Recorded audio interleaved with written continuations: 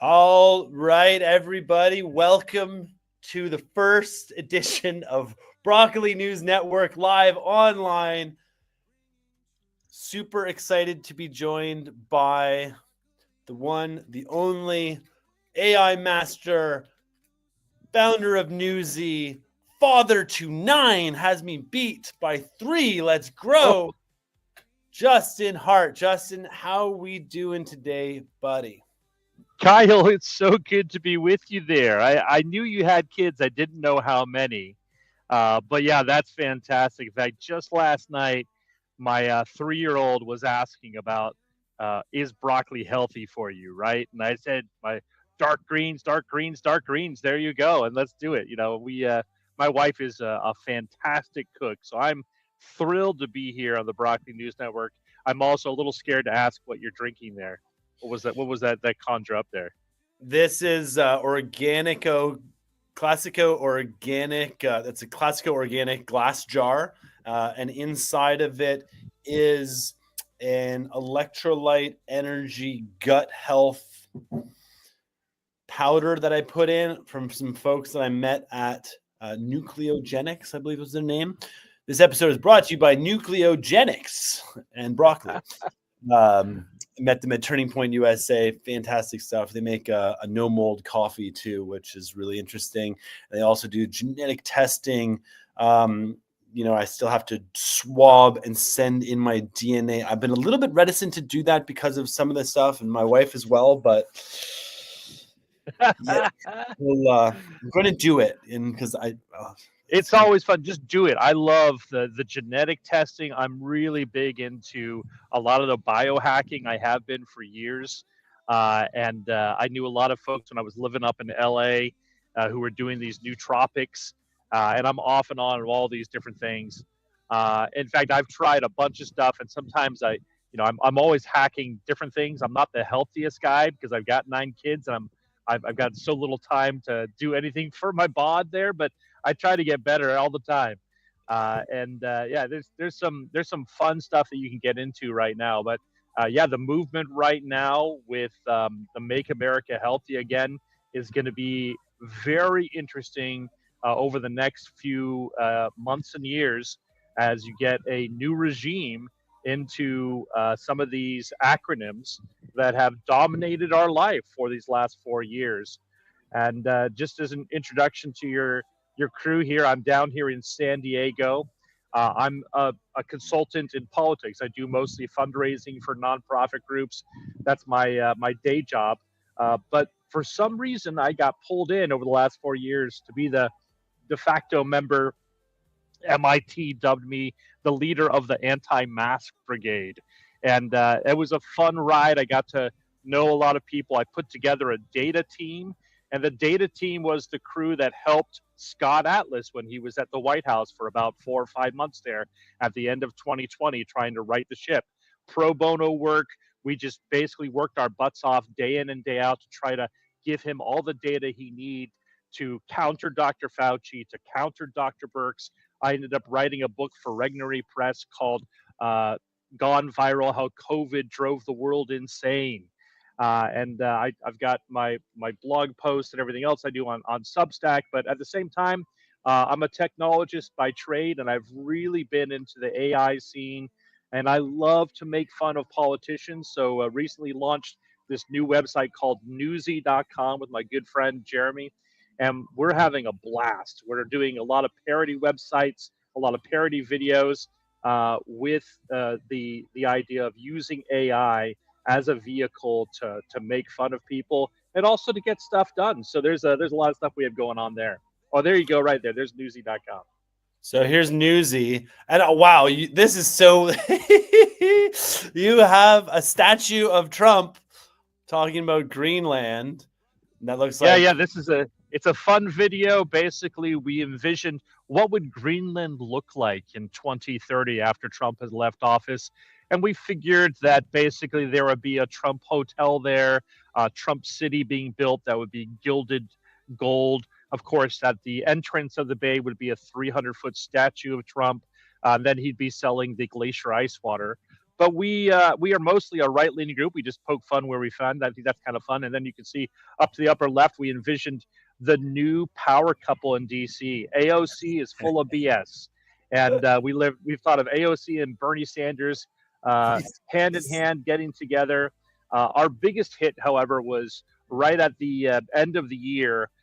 We basically created a product called, which allowed people that were really upset with the Trump victory to cryogenically freeze themselves. It was called Don't Cry Cryo.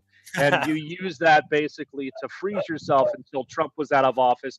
And we also offered a 50% discount for the 4 years after that in case that his vice president takes the helm. So there was a lot of fun that we've had Wow, with this is doing pretty these videos. savage. NEWZY, newsy.com. Let's grow. Amazing. It's interesting because so this is mimetic. There's so much different mimetic stuff. I'd like to share as well. Like, you're talking about maybe a 300-foot colossus of nuke statue at some point.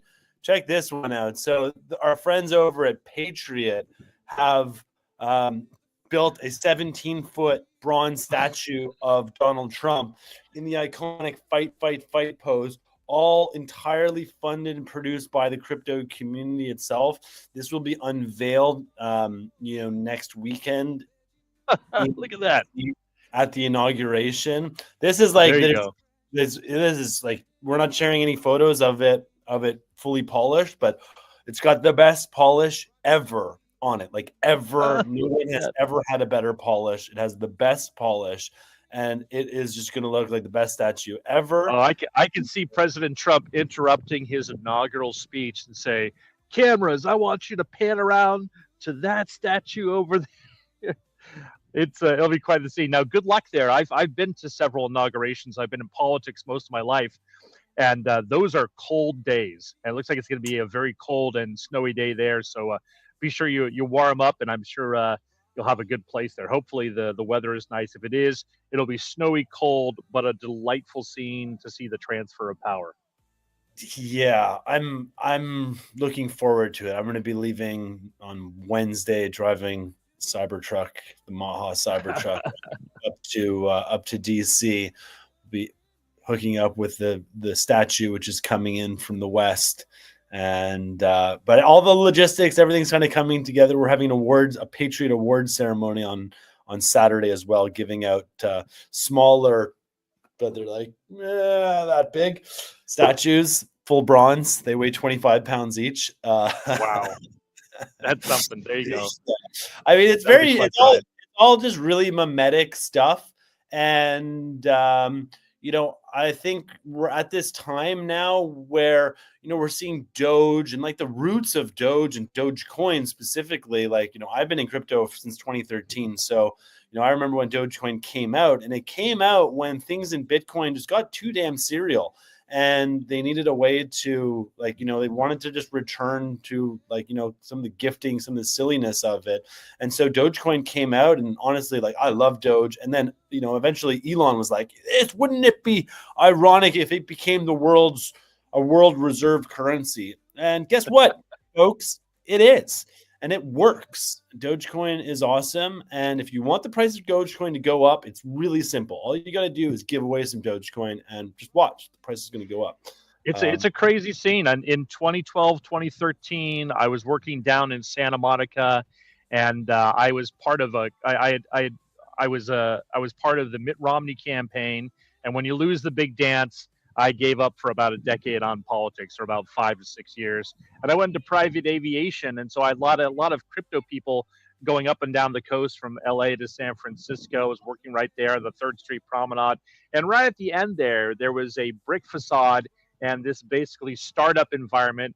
Brock Pierce, and he had a bunch of crypto folks who were doing some stuff there, and it was an amazing scene on the early start of there. I only wish I'd gotten in with them early there and put some money into it at that point. He knew he was talking about in the end. Well, it still feels like it's early. And I mean, and I know this too, because I was doing some like early evangelizing. I ran the Blockchain Association of Canada, the Bitcoin Alliance of Canada for 5 years, and was speaking to like, the Canadian Pension Plan and even the Bank of Canada. Like, guys, like, you just need to buy some Bitcoin. Like, here's why, and here's how much you should buy. And they're like, like, you're funny. Yeah, well, like I wrote an article in 2021. I had really gotten into when that first wave of meme coins came, Safe Moon and a few other people that I was getting into. But one of the articles that I wrote went viral for a bit there, and it was talking about how we need an adopt a boomer program, right? Boomers still own a considerable amount of wealth, and trying to convey to them what the value of Bitcoin is a difficult prospect, right?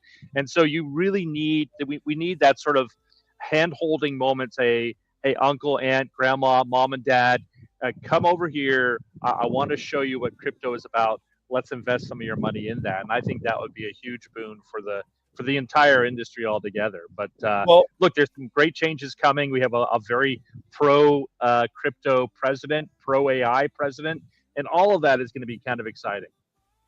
That's something that we're like, yesterday we just had a new member join Club Maha. So like, if you're interested in joining Club Maha, go to clubmaha.com. For $97, you'll get a Make America Healthy Again hat, $50 worth of Maha tokens, access to the upcoming AI health coach, 25% discount on merch, and access to exclusive Telegram channels.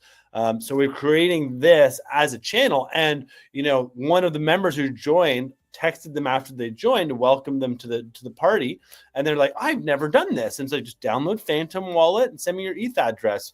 Figured it out, no problem. Sent them over $50 worth of tokens, and welcome into this system. So that's one of this is the early entry kind of offer that we're stacking for Club Maha right now, based on the Maha token as well. Like, we have a token that's ticker sign MAHA, trades on Ethereum and Uniswap.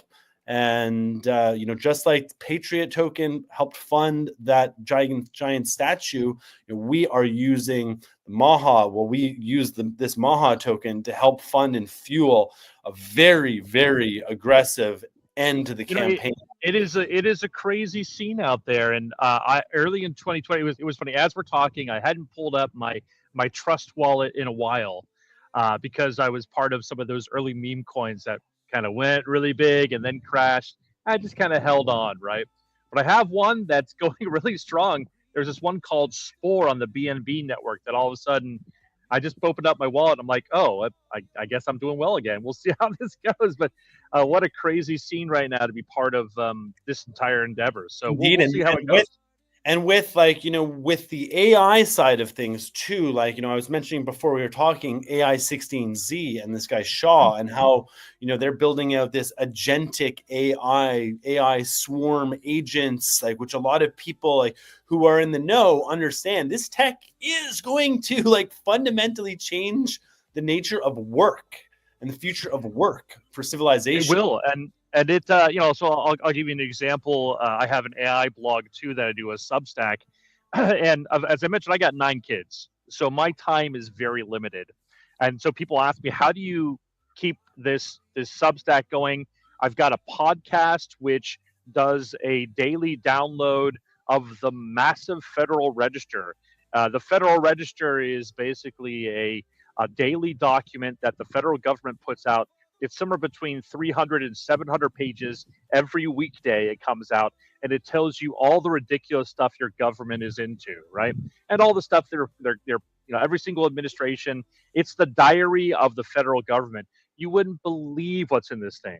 And so, using, for example, Google's Notebook LM, I create a daily podcast of 2 people talking about the ridiculous things that they find that day in the Federal Register. And again, that only takes me about 15, 20 minutes to produce on a daily basis. And those are things that, otherwise I wouldn't be able to do. These are incredible efficiencies that we're going to find in the marketplace. And every single company, you should be asking yourself, which parts of your job can you automate so that you can go on to bigger and better things? Because that's the way that these things get done. I have, for example, a process where I take a bunch of AI articles and I put it through a bunch of Python scripts that AI wrote for me. And then it takes it, it creates a blog post, creates social media posts, creates, for example, an aspect ratio 9:16 image assets. So I can put together a TikTok. Within half an hour, I've created an entire subsystem for that day's daily AI blog post slash TikTok. And it's an incredible efficiency. And so I'm teaching that right now to different companies and how they can improve on different things because the word is that content is very easily produced there. But then the thing that really gets me going is waking up in the morning and feeling, who can I make fun of today? And so, for example, on my blog right now, I've got uh, from Karen Bass, who is the mayor of LA. She released what is her elite firefighting squad. And it was basically a bunch of drag queens that were running down the street with purses full of water. You made that and, picture? yeah. Oh man, I saw that was great. So those are all the things that you can do with these incredible efforts. And look, for AI and art, because I'm not just a parody guy, I'm a serious artist as well. But my mom, I think you and I basically maybe the same age. My mom brought me up in the '70s, and she was a great artist. And and knowing a little bit about your background, I know I think your mom or your family had a great endeavor as far as being part of culture, right? And my mom exposed me to every single museum she could take me to, every single artist. I grew up in musical theater. I did a lot of singing, but I'm telling you, I'm colorblind. I've got a benign tremor in my hand, so I can't really paint or write or anything. Oh, did I lose it there? And then I'm not very good at painting. She's a fantastic painter, but now this AI has afforded me an avenue for me to create some incredible art. So down your way, on the other side of Florida, they had Art Basel, which is the big art feature every year on the beach there. And it's at the top of my pinned profile on my X profile there. But I had a short little 12-second AI featurette that was featured down there, just throwing in there at a contest on a whim, and it got, well, I think one of the first places for some innovation there. So these are all the avenues that you can pursue, the dreams that you thought were dormant because you don't have the time to do it, because your job takes up all your time. All these things can be yours, and that's really what this thing affords you. Yeah. So if you scroll down just a little bit there, right at the top, it's a little bit of goth, but it's a really interesting sort of love story based on I think a Brazilian figure.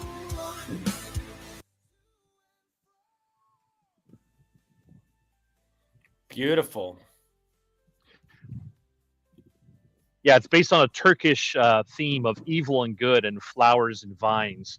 And it was just something that was in my head, and I was able to bring it to life with AI.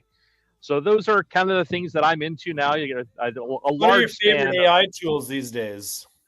Well, I'm always a big core Mid-Journey guy. I love creating those images. Yeah, if you scroll down, you'll see, oh, there's our firefighters right there. The elite squad in action, right? I'm part of the creative programs for Luma, Runway. I love Hailu, and then I'm a big Suno fan. The song that you heard there behind the roses and thorns there, that was from Suno. So doing some AI music is a big thing. I noticed on the Broccoli News Network. I assume that was maybe the theme was AI. There you go. With a fresh and leafy flair. That was Suno. I literally made that. What it can do. I made that like a little bit before. I used Canva to like get this background before this. I made that intro video that popped in with Sora right before of like the broccoli and like testing like things like just play right now is like my message to anybody. Just try. Because it's really incredible, and then also we'll see the larger applications. And I know I'm dealing with some like connectivity issues here, which I've really got to get sorted out. But Well, tell me any questions you have for me, or thoughts, or things you want to discuss there. I kind of been spouting off and anticipating what we might talk about on different levels, but You've been there's the lots of best, stuff happening. just a terrific guest. So here's a simple question. So Justin, what does "Make America Healthy Again" mean to you, sir? Well, I think it's one. It's an empowerment of the family. It's an empowerment of the self, to really feel like you have some responsibility for your body, and that you're not relying on, um, food pyramids, or any type of supplements that the government is foisting on you to get things done. That you're thinking for yourself on these things. I think one of the things that people have realized. I just had a big post I put out today on my Substack, which is covidreason.substack.com. And I've been doing a series called the COVID Screw Tape Letters. This is based on C.S. Lewis's The Screw Tape Letters, which is a set of letters between the devil and a guy on Earth set to basically foist terrible things on the populace down here on Earth. And this one is an imagined conversation between Screw Tape, the devil again, and Dr. F. Dr. F is unnamed, of course. But basically, today's episode was on plexiglass. Let's take that as a perfect encapsulation of the terrible, terrible health developments that we've witnessed over the last several years. Plexiglass was seen as some type of way to curb the COVID pandemic and the spread of the disease, right? And you remember it went up everywhere. Retail, I schools, personally have taken down a lot of it. Like, because right? once it went in, people wouldn't take it down. It's like, oh no, this is keeping us safe. And I was literally like, I will pay you $10 Right. right now to let me take this shit out of here. And then And what people don't realize, in March of 2021, this was, the plexiglass was all installed based on the recommendations of the CDC. And then very quietly in March 2021, they removed the plexiglass recommendation because they realized, one, it impeded airflow, which is hugely important if you're getting rid of any sort of viral pathogens. And then two, it became another surface to clean, right? And so imagine this entire industry, the plastics industry, the plexiglass industry, making hand over fist hundreds of millions of dollars through that and PPE. And then the distinct irony of the people who, have been advocating for the Green New Deal or for recycling for years, right? Now demanding that we put plexiglass between our teachers and our students, and between a retailer and ourselves. And the amount, environmental disaster that is getting rid of PPE and plexiglass now. I mean, it In was fact, it was, so gross, yeah, and like you were on the tip of the masks too. It was so disgusting how there were masks like everywhere, like in the parking lots, in the ocean, in the forest, like everybody wearing these disgusting things, microplastics. Like one of my really good friends, like he was at the restaurant and like forgot his mask in the car, so he used his daughter's mask, his little tiny little daughter, like 4 years old, like put the mask on his mask. I was like, oh my God. It was so gross. And they just wear them. They wear them without complaint. But he was like, this is horrible. This is horrible. What we're doing here, none of it made any sense. I don't feel like any of it was about health, but it was really about control. It was about fear. It was about creating fear around the flu and hope in a shot and medical experimentation, along with a gigantic amount of profiteering from selling PPE, selling bullshit PCR tests, shipping stuff all over, shutting down, just like forcing, God, smashing small business. The list goes on. But anyways, we're done with that. Next question. LA fires. Error, terror, or climate change? Error and probably terror. Climate change had little to do with this. I actually lived in Pacific Palisades for 3 years. And I was really saddened. I left there in about 2016, 2017 to move down to San Diego. And I remember that town was so precious to me. It was this small town feel with big important people and people that you would know who actually would interact with you at the stores. I've never experienced, for example, a more intimate and more American 4th of July parade than I did in Pacific Palisades. And they have the old cars coming down, the parade on horses. It was beautiful. But as you wandered through the town and you realized that these large homes were intermixed right up into the hills, it was a tinderbox waiting to happen.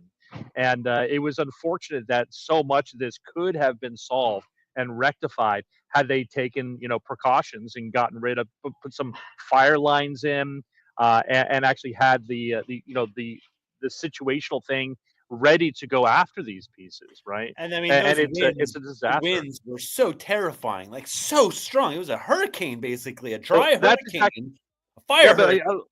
yeah, every January this happens, right? But these Santa Ana winds are very predictable. I remember in 2016 we had fires up the hill from us, and we didn't know if we'd have to evacuate or not. They got in control of that very quickly. In Florida, for example, you remember the hurricanes that you guys recently went through. Your governor there, who I consider a very strong advocate in this whole realm, he pre-positioned emergency crews and equipment because he knew that was coming, right? We knew these Santa Ana winds were coming. We knew where the hot spots would be. This is very predictable, but they went out. And again, we had 2 massive years of rainfall. And the crazy thing is, just years before that, here in California, they had been talking about the end of snow and the never-ending drought. And living in California, I grew up in the Bay.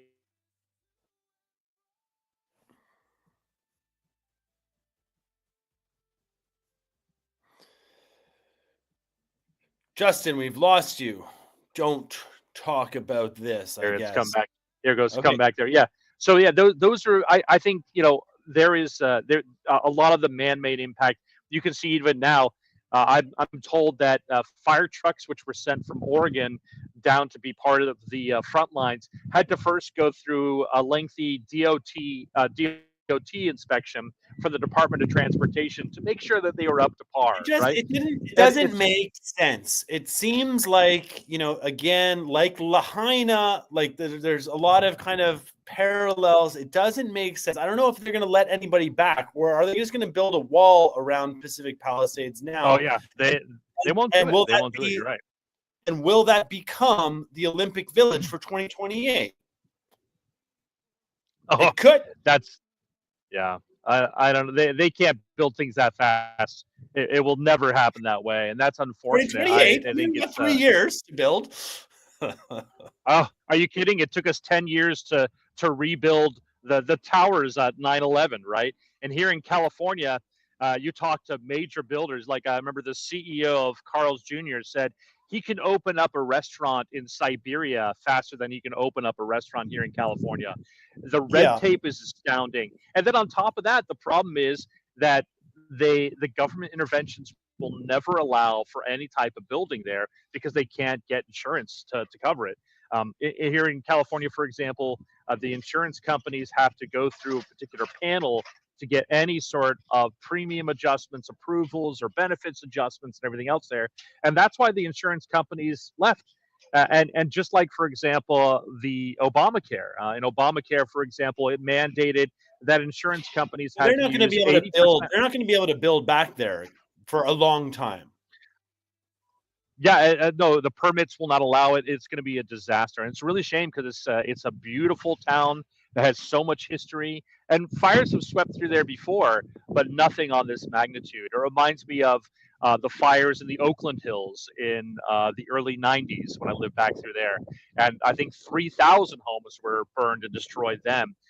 So we're talking massive amounts, but the problem is insurance covered a big deal of it because they were well insured. It was probably a once in a 50-year type of event. Here, we're seeing these events happen now every 10 years. The worst fires in the last 10 years have happened, in the last 20, 15 years. It's been crazy. So it's a difficult prospect for California, which is a beautiful state. And I've considered moving to Florida, but I love it too much here. It's tough. I love California too. It's amazing. So, here's kind of the next question would be like, Gavin Newsom asked Joe Biden to raise the amount of coverage from 75% to 90%. And Joe Biden 10% Joe Biden, said, you know what? I'm going to do you 10% better. We're going to go 90% to 100%. How do you feel about that, Gavin Newsom? What do you think, Justin? Well, I think it's hard to look at the families in North Carolina who got, $600 vouchers and say, by the way, those wealthy homes in California are going to be covered 100%. And actually, I think, when you look at the red tape, what they're covering 100% is just the initial sort of disaster response. It's not going to be the coverage. There's no way that the American people will foot the bill for what has been the fallback here. So it's a disaster waiting to happen. It's completely man-made in many instances, and a lot of it looks to be that, especially in the other areas, it could be arson, and that's going to be a difficult proposition for people to get their heads around. Right, and I always sense there's maybe something else out there too, like, because it's not just looking at some of the stuff like this.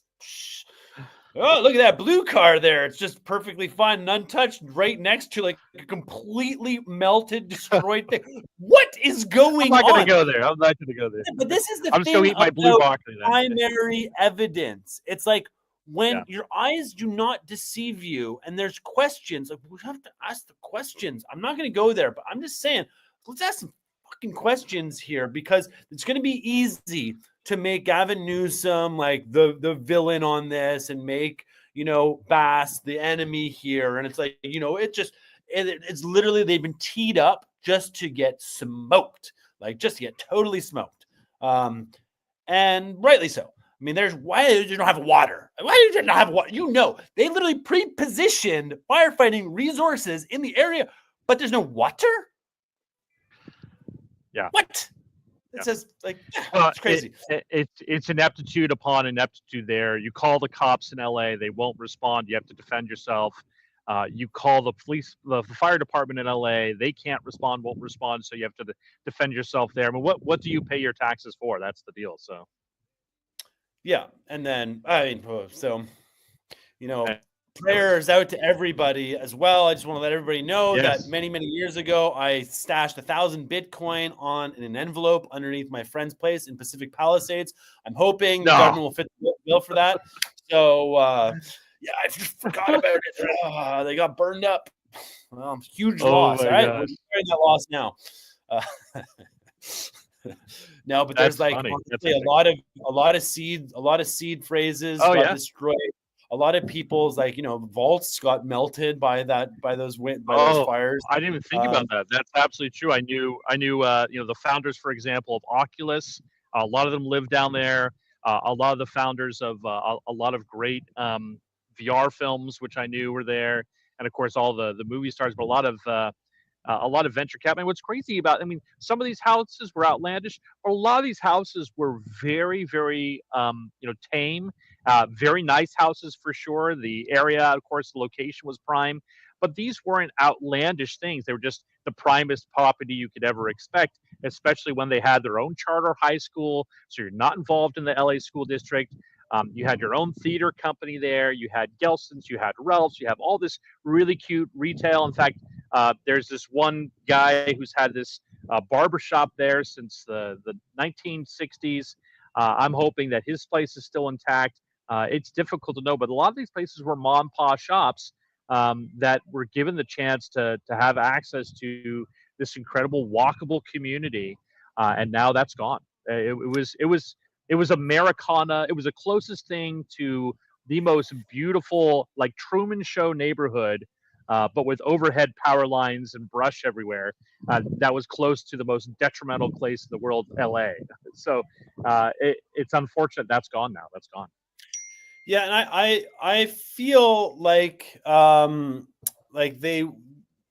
these people will. Let me just do not disturb. It's driving me crazy. That's right.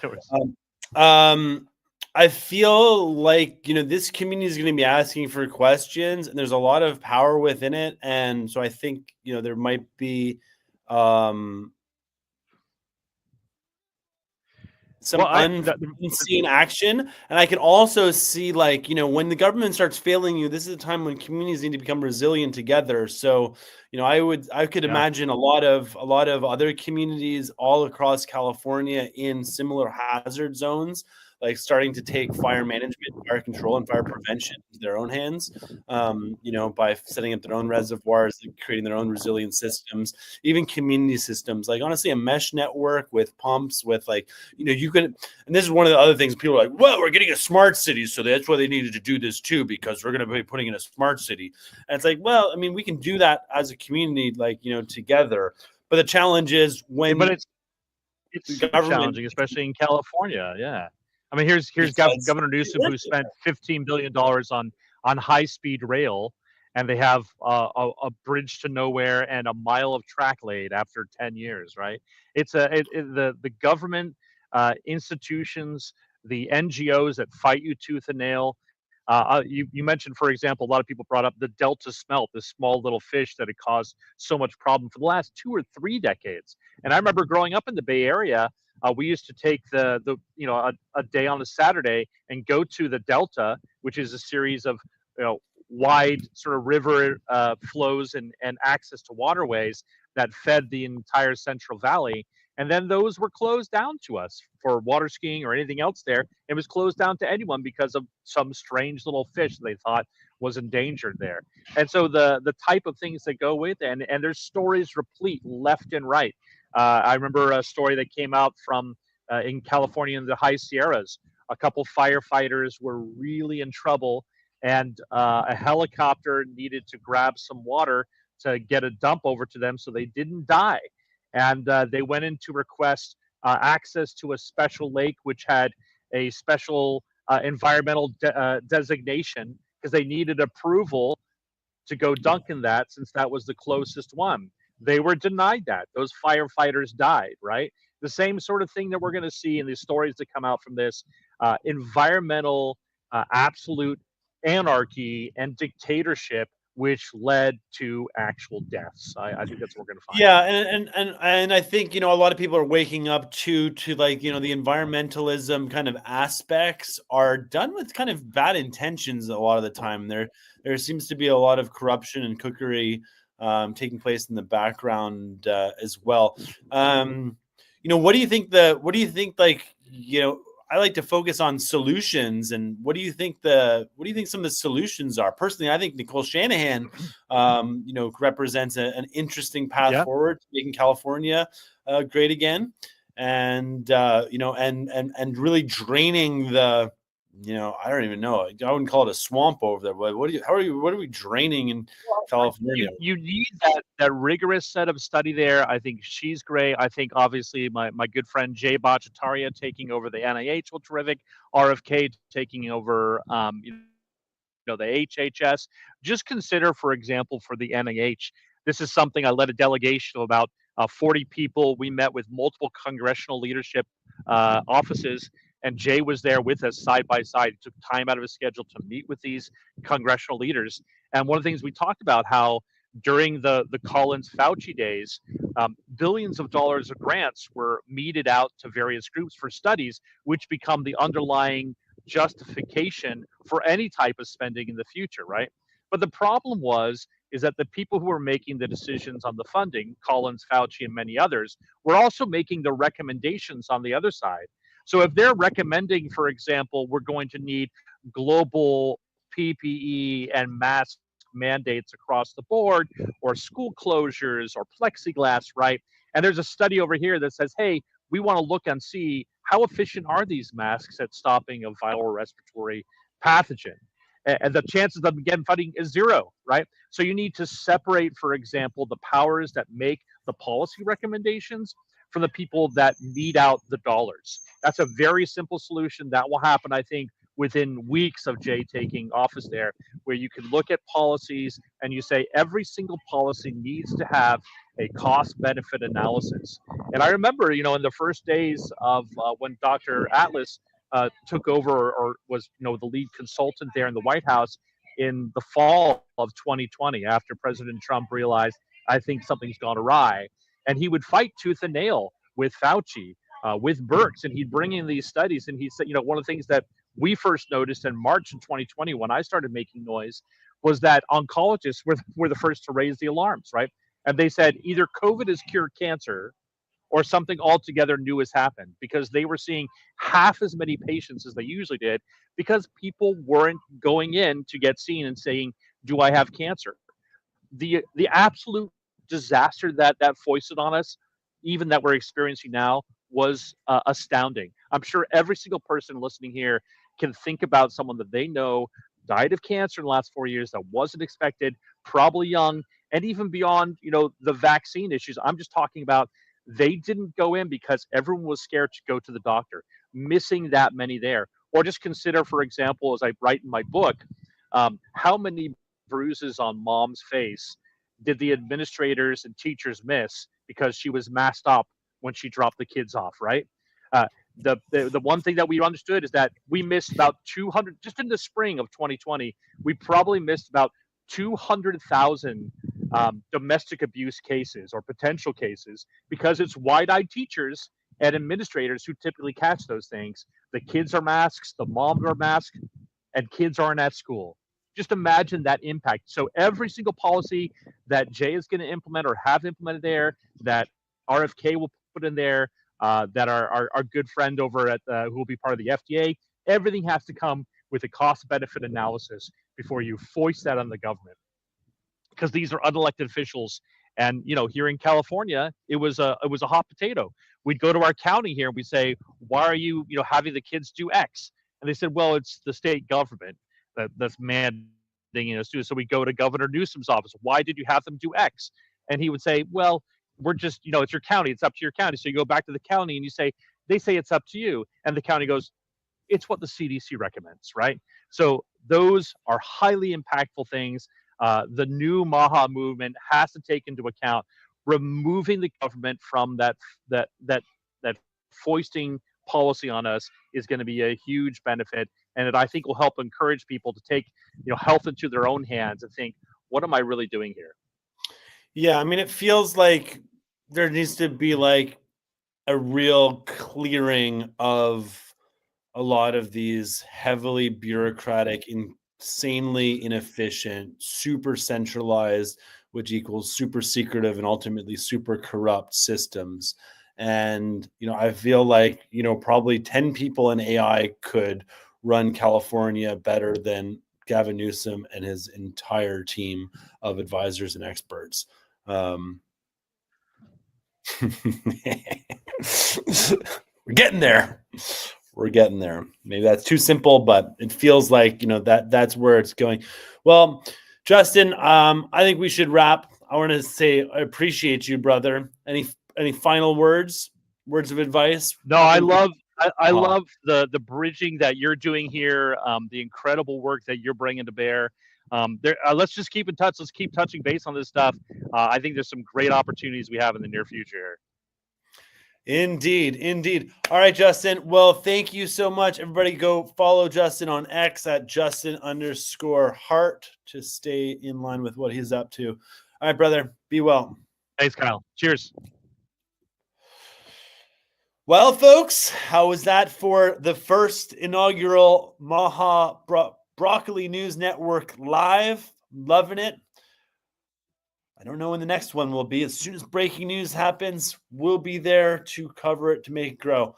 Let's play the song and roll and shut this down. Sending love to everybody. It's BNN.